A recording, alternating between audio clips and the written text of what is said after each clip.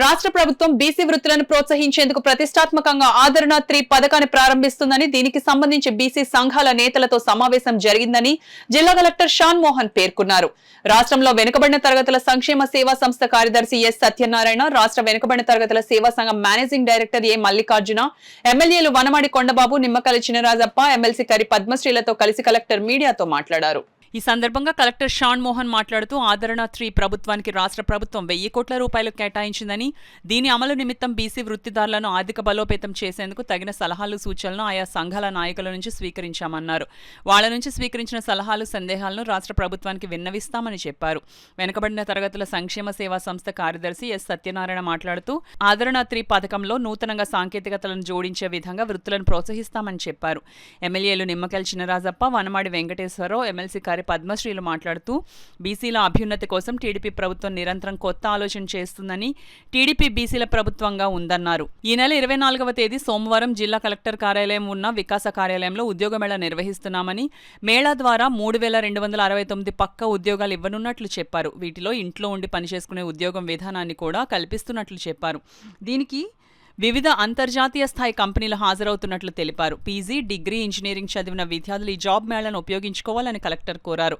అలాగే రానున్న వేసవిలో ఏర్పాటు చేయనున్న చలివేంద్రాలకు దాతలు ఎవరైనా సహకరిస్తే తెలియజేయాలని కలెక్టర్ చెప్పారు.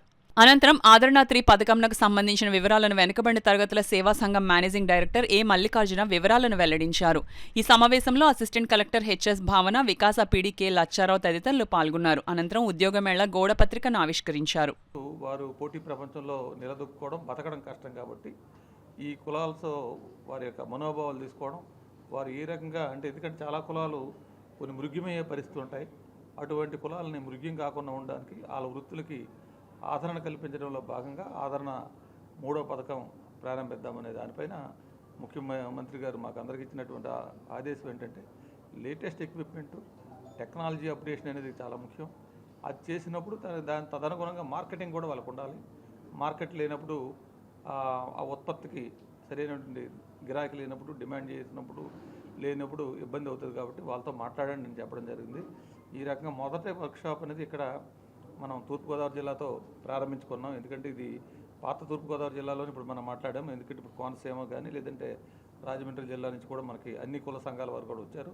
సో వీరు ఇచ్చినటువంటి అమూల్యమైనటువంటి అభిప్రాయాలు ఇచ్చారు. అయితే ఇంతటితో కాకుండా మీడియా మిత్రులు కూడా చాలామంది ఇక్కడ ఉన్నటువంటి వాళ్ళు మనకి, ఎందుకంటే మనకి గతంలో కూడా 1996 సైక్లోన్ తర్వాత మొదట ఆదరణ మనకు పెట్టి ఉన్నారు, మీకు గుర్తుండి ఉంటుంది. అప్పుడు చాలా వరకు మన తూర్పుగోదావరి సెంట్రిక్ యాక్టివిటీస్ అప్పుడు కూడా మొదలుపెట్టారు. ఎందుకంటే పెద్ద జిల్లా కాబట్టి దీనిలో అన్ని రకాల కులాలు, అన్ని వృత్తుల వారు ఉండడం, తర్వాత ఈ వృత్తులతో పాటు ఇక్కడ ఎక్కువ మంది ఆర్టిజాన్ సెక్షన్స్ అనేవి ఎక్కువ ఉండమని మనం గమనించాం. ఆదరణ 2 కూడా ఇక్కడ చేసినప్పుడు స్టేట్ వైడ్ చేసినప్పుడు కూడా ఇక్కడ ఫీడ్బ్యాక్ చాలా ముఖ్యమని చెప్పేసి ఇది పెద్ద జిల్లా కాబట్టి ఇక్కడ ఒకసారి వర్క్షాప్ చేద్దామనే ఉద్దేశంతో మొదటిది ఇక్కడ చేశాం. సో మీరు కూడా ప్రెస్ వారు కూడా ఇక్కడ ఉన్నట్టు పాత మీడియా మిత్రులు ఉన్నారు కాబట్టి ఏది చేస్తే మంచిది అనేది మీరు కూడా రాతపం ఒకసారి. తూర్పుగోదావరి జిల్లాలో మొదటగా మా డిపార్ట్మెంట్ బీసీ డిపార్ట్మెంట్ సెక్రటరీ గారు కానీ ఎండీ గారు కానీ మన జిల్లా ఎన్నుకుని ఉమ్మడి జిల్లాలో మరి బీసీల అభిప్రాయాలు తెలుసుకోవాలి, కుల వృత్తుల అభిప్రాయాలు తెలుసుకోవాలని ఉద్దేశంతో ఇక్కడ రావడం చాలా సంతోషంగా భావిస్తూ, ఎప్పుడైతే చంద్రబాబు నాయుడు ముఖ్యమంత్రి అవుతో ఆ రోజునే బీసీలు కూర్చుకొస్తారు. ఇంక ఆదరణ ఆయన వచ్చిన తర్వాత ముఖ్యమంత్రి అయినప్పుడల్లా ఒక ఆదరణ కార్యక్రమం పెట్టాడు. మరి ఆదరణలో మరి అనేక మార్పులు కూడా తీసుకొస్తున్నాడు. ఎందుకంటే పాత ఆధారం తీసుకున్నాం, దానికి తగ్గట్టుగా ఆ రోజు చేసాం. ఈ రోజు ఏంటంటే టెక్నాలజీ పెరిగింది, ప్రజల అభిప్రాయాలు పెరిగి అభిప్రాయాలు బట్టి ప్రకారం కుల వృత్తులు కూడా ఎలా వృత్తులు మార్చుకుని టెక్నాలజీతో వెళ్తున్నారు అంతా కూడా. అంచేత దానికి తగ్గట్టుగా యంత్రాలు ఇంకా మంచి ఇవ్వాల్సిన అవసరం ఉంది. అలాగే గ్రూప్ కూడా ఇవ్వాల్సిన అవసరం ఉంది. కాస్ట్లీ ఉంటే గ్రూప్ ఇవ్వాల్సి ఉంది. దానికోసం ఇలా అభిప్రాయాలు తీసుకున్నారు, చాలా సంతోషం. దానికి తగ్గట్టుగా 10 మందికి ఉపయోగపడే విధంగా బీసీలో అభివృద్ధికి ఎక్కువ ముందుకెళ్ళే విధంగా ఇవాళ ప్రభుత్వం కృషి చేస్తుంది. చంద్రబాబు నాయుడు గారు కృషి చేస్తున్నారు కనుక మరి ఈ ఆదాయాన్ని సక్రమంగా కరెక్ట్గా మరి ఇంప్లిమెంట్ చేసే బాధ్యత కరెక్ట్గా తీసుకుని మరి ఇంప్లిమెంట్ చేసే విధంగా 10 మందికి ఉపయోగపడే విధంగా చేయాలని చెప్పి కోరుతున్నాను. అందరికీ నమస్కారం అండి. చాలా సంతోషం. ఈరోజు ఈ కూటమి ప్రభుత్వం వచ్చిన తర్వాత మొట్టమొదటిగా ఈ రాష్ట్రంలో ఉన్నటువంటి బలహీన వర్గాలు 145 కులాలు ఈ రాష్ట్రంలో బలహీన వర్గాలందరూ కూడా ఆదరణ పథకం ఇచ్చి ఆదరణ ఇచ్చి ఆదుకోవాలని ఈరోజు ఈ ప్రభుత్వం నిర్ణయం తీసుకోవడం జరిగింది. ఆ సందర్భంగా ఈరోజు బీసీ కార్పొరేషన్ ద్వారా ఈరోజు మొట్టమొదటిగా మన జిల్లాకి మనకి సత్యనారాయణ గారు, మల్లికార్జున గారు ఈరోజు రావడం జరిగింది.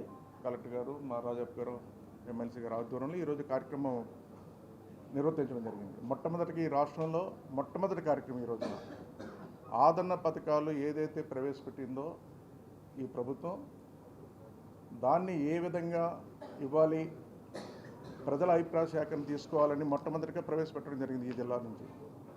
ఆదరణ మీ అందరికీ తెలుసు, ఆదరణ ఇచ్చి ఆదుకుంది తెలుగుదేశం ప్రభుత్వం అధికారంలో వచ్చిందా నారా చంద్రబాబు ముఖ్యమంత్రి అయిన తర్వాతే. గతంలో కూడా ఇవ్వడం జరిగింది. అది ఇప్పుడు ఏంటంటే అప్పటికిప్పుడు చూసుకున్నట్టయితే చాలా చేంజెస్ వచ్చినాయి. ఇప్పుడు ఈ ఎలక్షన్ అయిపోయింది, ఈరోజు ఇచ్చి టైంలో మనకి ఎలక్షన్ వచ్చిందండి. ఎలక్షన్ కూడా వచ్చింది. ఎలక్షన్ అయిపోయిన తర్వాత ఆదరణ పథకాలన్నీ కూడా ఎక్కడెక్కడ గొడవలు ఉండిపోయినాయండి. అధికారం వచ్చిన తర్వాత కనీసం ఆ స్కీమ్లో సంబంధించినటువంటి ఆదరణ పథకాలన్నీ కూడా ఎవరికి ఇవ్వలేదండి. అలాగే పాడైపోయినాయి అన్నీ కూడా. అవి ఏమైనా కూడా తెలియదు. నేనేమంటే మా ద్వారా ఇప్పుడే రాజకీయ చెప్పారు, మేము కూడా అనేక సందర్భాలు చెప్పాం. ఆదరణ పథకం ద్వారా తెచ్చినటువంటి స్కీమ్లో గతంలో ఏదైతే ఉందో ఆ స్కీమ్కి సంబంధించినటువంటి కోట్లాది రూపాయలు ఏమైపోయాయి అన్నది ఈ వేదిక ద్వారా ఎంక్వైరీ కూడా పెట్టాలని మీ ద్వారా తెలియజేస్తున్నా. గత ప్రభుత్వం పేదవాడికి ఇచ్చినటువంటి బలహీన వర్గాలకు ఇచ్చిన ఆదరణ పథకాలు కూడా పెద్ద స్కామ్ చేస్తారండి, అందుకే ఇవ్వలేకపోయారు వాళ్ళు. ఈరోజున మీ ద్వారా కూడా కోరుతున్నా దాని మీద ఎంక్వైరీ చేసి దాని బాధ్యులు ఎవరు చర్యలు తీసుకోవాలని ఈ సందర్భంగా తెలియజేసుకుంటూ, ఏదైతే ఈరోజు రాష్ట్రంలో మొట్టమొదటిగా ప్రవేశపెట్టినటువంటి ఆదరణ పథకం 3 ఈ జిల్లాలో ప్రవేశపెట్టినటువంటి చాలా మంచి ఫీడ్బ్యాక్ వచ్చింది. ఎవరికి వాళ్ళే మాకు ఇవిస్తే బాగుంటుంది, అవిస్తే బాగుంటుంది, లేటెస్ట్ మిషన్స్ వచ్చాయని వాళ్ళే చెప్పడం జరుగుతుంది. అన్నీ కూడా నోట్ చేసుకున్నారు. తప్పనిసరిగా ఇవన్నీ కూడా రాష్ట్ర వ్యాప్తంగా ఇటువంటి సభలు పెట్టి ఫీడ్బ్యాక్ తీసుకుని ఏదైతే బలహీన వర్గాలు ఉన్నారో రేపు అందరూ కూడా ఈ ఆదరణ పథకం ద్వారా మీ కులంలో మీరు ఆర్థికంగా నిలదొక్కుకోవడానికి మంచి అవకాశం ఇచ్చారు చంద్రబాబు నాయుడు గారు. ఈ సభ ద్వారా ఈ బలహీన వర్గాల అందరి తరపున ముఖ్యమంత్రి చంద్రబాబు నాయుడుకి ధన్యవాదాలు తెలియజేస్తున్నాను. కమ్యూనిటీలో గ్రోత్ ఎంతవరకు వచ్చింది, లేదంటే are they are running up to the technology, లేదంటే వెనకబడి ఉండిపోయారా, ఇప్పుడు కూడా వాళ్ళకి ఏంటేంటి రిక్వైర్మెంట్స్ అన్నది ప్రభుత్వం సంఘాల వరకు ప్రజల వరకు వచ్చి తద్వారా వాళ్ళ ద్వారానే తెలుసుకోవడం జరుగుతుంది. ఎందుకంటే ఇక్కడ ఏంటంటే ప్రభుత్వం ఇది మేము ఇస్తామని అనలేదని, ప్రభుత్వం ఏమంటుందంటే మీ అవసరాలు బట్టి మీ వృత్తిని పైకి ఎలా తీసుకురావాలి అని చెప్పేసి ఆదరణ పథకం పెట్టడం జరిగింది. ఇందులో చాలా సంఘాలు వచ్చాయి. సక్సెస్ఫుల్గా వాళ్ళ ఒపీనియన్స్ అందరూ చెప్పడం జరిగింది. కొంతవరకు మహిళలు రాలేదు.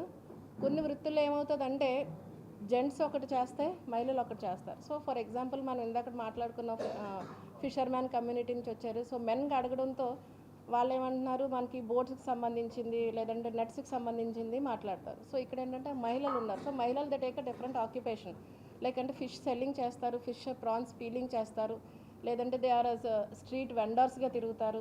ఇలాగేంటంటే వాళ్ళది ఒక డిఫరెంట్ లైఫ్ స్టైల్ వాళ్ళది. అంటే ఇప్పుడు వీళ్ళ రిక్వైర్మెంట్స్ వేరు. అంటే మార్కెట్ సెల్లింగ్లో వాళ్ళకి దే రిక్వైర్ ఐస్ బాక్సెస్. గతంలో చంద్రబాబు నాయుడు గారు మన సీఎం గౌరవ ముఖ్యమంత్రి గారు ఏం చేశారంటే ప్రీవియస్ ఆదరణలో మనకి ఐస్ బాక్సెస్ ఇలాంటివి కూడా ఇవ్వడం జరిగింది మహిళలు.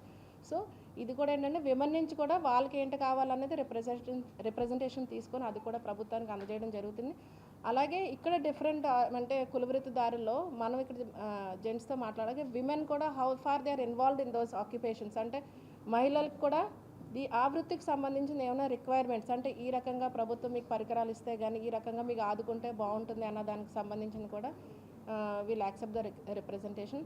దయచేసి అందరూ కూడా దీన్ని ఒక సక్సెస్ఫుల్ ఇనిషియేటివ్గా ప్రమోట్ చేయాలని కోరుకుంటున్నాం. దాదాపు 3000 ఉద్యోగాలకు సంబంధించి మనం వాళ్ళతో కోఆర్డినేట్ చేయడం జరుగుతుంది మన కలెక్టరేట్ వైపు నుంచి. PD Vikasa and Vikasa team దాన్ని మొన్న కూడా ఒక 2-3 కంపెనీస్తో మనం కూడా కలవడం జరిగింది. సో దీంట్లో ముఖ్యమైనవి టీసీఎస్, ఇందాక నేను చెప్పినట్టు వర్చూసా, ఐసాన్ ISON అని చెప్పి మిడిల్ ఈస్ట్ రిలేటెడ్ కంపెనీ ఒకటి ఉంది, కోరమాండల్ మీ అందరికీ తెలిసిందే, then tech Mahindra, Kia. So ఈ కంపెనీస్లో వర్క్ ఫ్రమ్ హోమ్ చేసే ఆప్షన్కి మనం ఒక డ్రైవ్ లాగా పెడుతున్నాం. సో ఈ సందర్భంగా నేను రిక్వెస్ట్ చేస్తుంది ఏంటంటే అందరూ స్టూడెంట్స్కి కొంత ప్రిపేర్ అయ్యి రావాలి. ఎందుకంటే ఇక్కడికి ఏదో క్యాజువల్గా వచ్చేస్తుంది అనమాట. మనం మాట్లాడుతున్న పెద్ద కంపెనీస్కి. సో కొంత ప్రిపేర్ అయ్యి రావటం, అట్లీస్ట్ బేసిక్స్ చదువుకొని రావటం, అదర్వైజ్ అట్లీస్ట్ బేసిక్ పదాలు చెప్పగలిగే స్థాయిలో రావటం మనకు కూడా గౌరవంగా ఉండదు కదా. కాకినాడ జిల్లా అంత ఖర్చు పెట్టి అంతమందితో మాట్లాడి వాళ్ళని మనం హైదరాబాద్లో లేము, ఆ నుంచి వాళ్ళని పట్టుకురావాలి, ఢిల్లీలో ముంబై నుంచి వచ్చి తీసుకొస్తాం, ఇక్కడ కూర్చోబెడతాం, వాళ్ళకు హోటల్స్ పెడతాం, వాళ్ళని అకామిడేషన్ ఇస్తాం, మన కలెక్టరేట్ ప్రెమిసెస్లో పెడతాం. ఇంత చేసిన తర్వాత వచ్చిన క్యాండిడేట్ బేసిక్ స్పెల్లింగ్స్ కూడా చెప్పలేని పరిస్థితిలో ఉంటే వాళ్ళకి ఎలా ఉంటుందో తెలియదు, కానీ వాళ్ళని పిలిపించినందుకు మాకు చాలా ఇబ్బందిగా అనిపించేది.